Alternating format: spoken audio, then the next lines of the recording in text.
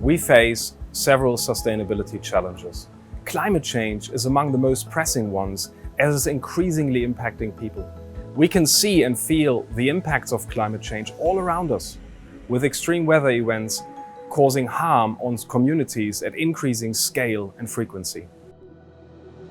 Time to act is of the essence. DBS was the first bank in Singapore and among the first 100 globally to join the Net Zero Banking Alliance. And to us, combating climate change is at least three things.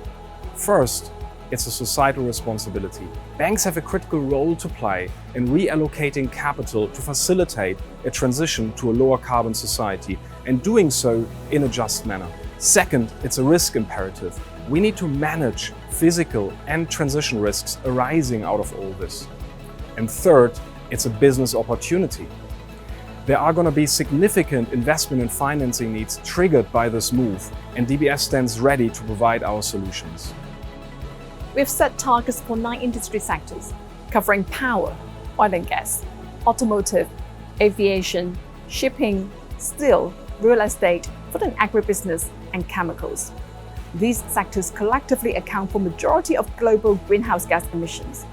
Hence, our targets reflect the material share of emissions attributable to our corporate financing and capital markets activities.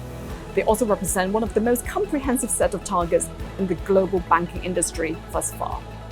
We've established different sets of targets for the different industries. First, emission intensity reduction. They cover sectors such as power, automotive, aviation, shipping, steel and real estate. Then we've got absolute emission reduction for oil and gas, and data coverage targets for chemicals and food and agribusiness.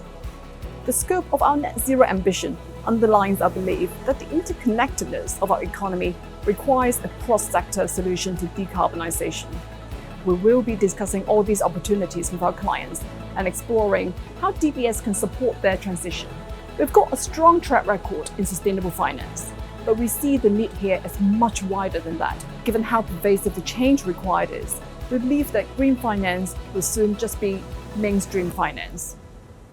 The targets that we announced today are underpinned by 4 principles. They're grounded in science. We want to embark on a path to net zero that is consistent with inclusive growth and prosperity.